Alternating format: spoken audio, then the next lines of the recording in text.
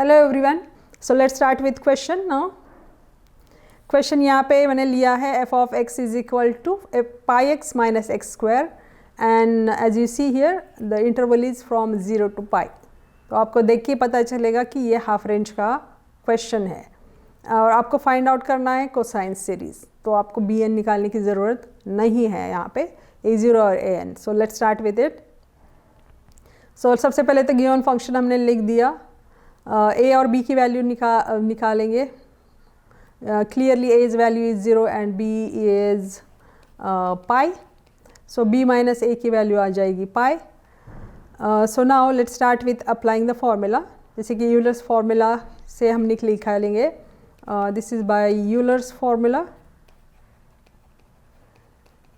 a0 by 2 upon plus an cos n pi x upon b minus a in this summation sign। important changes यहाँ पे 2 हमने नहीं लिखा है। By using the Euler's formula, first of all what we can write it, f of x is equal to a0 by 2 and सिर्फ an cos की term हम निकालेंगे, लिखेंगे, bn की टर्म हम नहीं लिखने वाले। so I just wrote an cos n की टर्म ही लिखा है, I have written it here। यहाँ पे 2 नहीं आएगा न्यूमरेटर में, keep it in mind, n pi x ही सिर्फ लिखेंगे। Now b minus a value we know it, it's a pi, so I have kept it over here pi. तो pi will get cancel, so we will get this one cos, ये आगे लिखने की ज़रूरत नहीं है, an cos nx, तो ये आ जाएगा यहाँ पे। Now we will start finding a0 and an by using the Euler's formula. So यहाँ पे a0 जो निकालेंगे वो फार्मूला मैंने यहाँ पे लिख दिया है, 2 upon b minus a into interval 0 to pi f of x dx। f of x जो भी गिवन फंक्शन है एज इट इज़ लिख देंगे यहाँ पे। b माइनस a की वैल्यू पाई है, तो पाई यहाँ पे लिख दी as it is. So let's now next step is taking integration. 2 by pi outside जो भी है वैसे ही रह जाएगा। पाई एक्स का integration, pi constant x square by 2 minus x square का integration x cube by 3 and limit we have to put 0 to pi। Now next thing is putting upper limit and lower limit. So let's start keeping it. X जहाँ पे भी है यहाँ पे we will start keeping pi, तो ये आ जाएगा pi square. Now this is pi value here, pi cube by 3, upper lower limit 0 we will keep it, so it will be just become 0। so now ये pi और pi हो जाएगा pi cube। just simplified it further, nothing else I have done in this step, just simplification। यहाँ पे जो हम करेंगे, यहाँ पे 3 है, यहाँ पे 2 है denominator, we will make it common and we will simplify it। so 6 आ गया इसका LCM। after simplification I got pi cube by 6 along with multiplication, ये pi और pi cancel हो जाएगा, then it's a third and that will become pi square by 3। so this is nothing but your a0। so that's quite it was easy। now let's go for an। an के लिए भी हम formula जो use करते हैं, this is by using again it's a Euler's formula। Okay, so an का formula जो भी हमने देखा था सेम यहाँ पे मैंने लिख दिया है। सिर्फ चेंज ये है कि कॉस की टर्म में 2 pi nx नहीं आएगा, n pi x आ जाएगा। बाकी जो फॉर्मूला पहले किया था यूज, सेम फॉर्मूला यहाँ पे आएगा। Now after writing this formula, b minus a की वैल्यू पाई रख दी यहाँ पे, देन यहाँ पे भी रखनी पड़ेगी, पाई रखने के बाद वो कैंसिल हो जाएगी पाई। So we will f of x की वैल्यू जो दी हुई है फंक्शन की in the given question, written over here, cos nx dx। so now here in the integration is a product of 2 terms, so we will be using integration by parts। before that we will make sure that these terms are following Eilert rule। Eilert is nothing but the which function will get the preference in the integration sign। okay, so the algebraic function and we have this trigonometric function, so the order of this function is fine, as per the rule it is there. So, we will not make any change in the order of the functions in the integration. So, only we will directly start applying the integration by parts rule. So, let us start with it. First function जो दिया है वैसे ही रख दिया यहाँ पे मैंने pi x minus x square cos n x का integration sine n x upon n. मैंने पहले भी इस रूल को इंटीग्रेशन बाय पार्ट्स को एक्सप्लेन किया था, जो कि advanced version we are using it here. First function as it is, integration of second, और जो फॉलोइंग टर्म्स हम जो भी लिखेंगे उसमें हम फर्स्ट टर्म का डिफ्रेंसिएशन करते हैं and we take integration of second function and we keep writing the same way with separation of plus and minus sign alternately.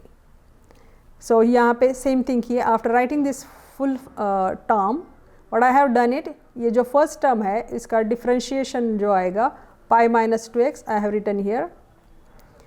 Integration of this second term I have written here minus cos n x upon n square. उसके बाद we will keep going same way. ये first term जो आती है उसका हम differentiation करेंगे. पाई का तो 0 हो जाएगा क्योंकि constant है, minus 2x का हो जाएगा minus 2, cos n x का again integration we will do it. So, we will get this one. इसके बाद भी अगर हम करना चाहते थे कर सकते हैं, but it will be coming 0. So, 2 का differentiation will be 0. So, we will stop that point. Now, this is 0 to pi. Now, after that we will start simplifying the brackets which we have received here. So, first thing this one I have kept it as it is. Now, यहाँ पे जो upper limit lower limit we will try to keep it over here. This function, this bracket I have kept it as it is. We know that minus this minus term, this minus term, this is going to be plus. So, that is what it has been done. और ये -2 and ये minus, this is also going to be plus. So, इसमें कुछ change ज़्यादा नहीं होने वाला है. After that, keep the value of upper limit lower limit. pi is there. तो यहाँ पे अगर pi लिखते हैं तो ये pi square आ जाएगा. माइनस x की जगह pi रखेंगे तो then this will also become pi square. Pi square will get cancelled. So, we got it 0 over here. Same way sin, so this ultimately this whole term will become, till here it is going to be 0 only because it is multiplied by 0. Now, यहाँ पे अगर हम लिखते हैं pi minus 2 pi, x की जगह pi रखने के बाद ये हो जाएगा. So, pi minus 2 pi is minus pi which is here. cos n x की वैल्यू -1 raised to n होती है, आपको पता है, तो ये यहाँ पे आ गई. Then again the same thing, this will give the value 0 because sin n pi is 0 minus lower limit we will keep it. x की जगह हम 0 रखेंगे, जैसे ही 0 रख जाएंगे ये पूरी टर्म 0 हो जाएगी. एंड here यहाँ पे भी हम 0 रखते हैं, sin 0 हो जाएगा. Only here we have to keep, after keeping 0 over here we will get this pi and cos 0 की वैल्यू होती है 1. So, that is why we got it here 1 upon x square, n square. This term only we got it here for this one. Rest of the things sign terms obviously going to be 0. I hope it is clear. A little bit you have to practice and you have to go slowly while keeping upper limit lower limit. So, it will not be that confusing. So, next step it here we will be just multiplying inside. So, if you do simplify it here, so this is what we will be getting here. This 2 by pi outside और ये minus pi ये जो है वैसे रह जाएगा. यहाँ पे भी कुछ ज़्यादा डिफरेंस नहीं होगा, minus pi by n square. So, यहाँ पे जो लिखा है just simplified way I have written here. यहाँ पे minus we will apply the, if you see here n square, it is a common denominator. So, we can take that out as a common. So, अगर हम निकालते हैं pi by n square को common, minus pi by n square को, तो सिर्फ bracket के अंदर हमें ये रहने वाला है. Then we can just go ahead and this minus pi will get cancelled. 2 by, we will get minus 2 by n square, rest of the thing will be as it is. Now as we know that this is हमें बोला है कि cosine series को find out करना है, तो हमने निकाला है a0 को निकाला, an को निकाला है, bn को निकालने की ज़रूरत नहीं है यहाँ पे. So now then we will start substituting in the first equation a0's value and an's value. So the given this equation 1, if equation 1 को हमने अगर यहाँ पे आप देखते हो equation 1 जिसको हमने consider किया हुआ है, this is our equation 1. यहाँ पे a0 की वैल्यू और an की वैल्यू जो मिल चुकी है हमें, that we are gonna substitute it here. तो ये कुछ an जो हमने यहाँ पे निकाला वो हमने रख दिया यहाँ पे ऐसे जैसे निकाला as it is, we have kept it multiplied with this cos n pi x. Same thing we did with a0, whatever value we found we just kept it over here. F of x की value जो भी निकाली थी that's given in the question, that we wrote it here. After simplification we got it. This is just multiplication of denominator.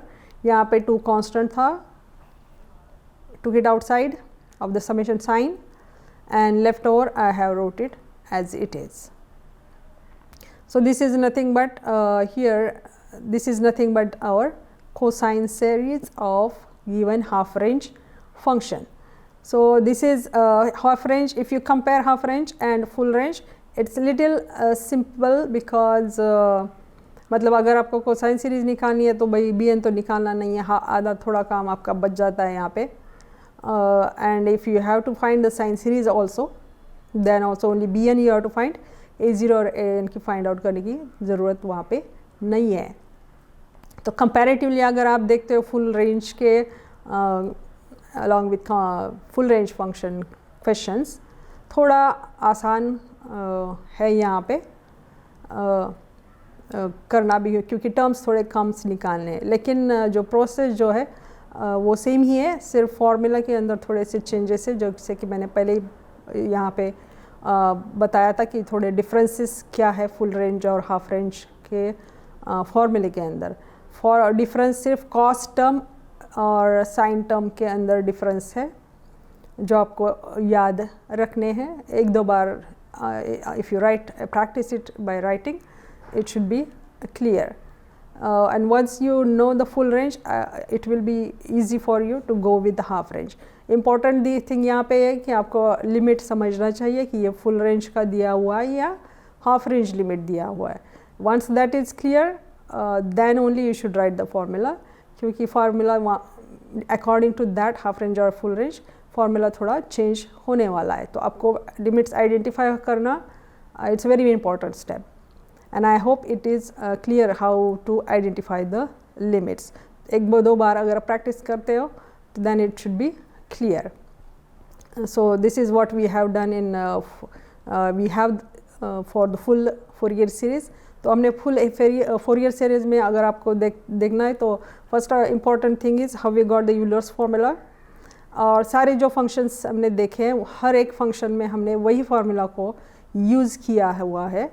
जैसे कि periodic function है, even odd function है, discontinuous function है, और ये यहाँ पे हाफ रेंज जो है हर एक चीज़ वहाँ पे हमने सेम ही चीज़ को यूज़ किया हुआ है. Only thing is little bit variations we have done it in the limits for discontinuous function. यहाँ पे थोड़ा फार्मूला हाफ रेंज में फार्मूला थोड़ा चेंज है, वो आपको याद रखना है. You practice all types of question because it's important from exam point of view. Hope it's clear. Thank you.